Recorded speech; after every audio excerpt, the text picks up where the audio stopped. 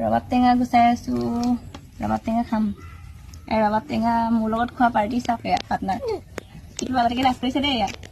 টিকলুক দেখাই দিয়াচোন সেয়া টিকলু। জলকীয়া আমি খাম ৰবাব টেঙা।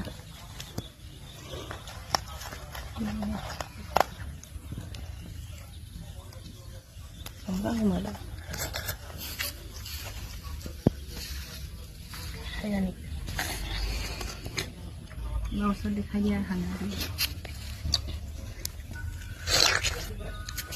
দেখাই আছে।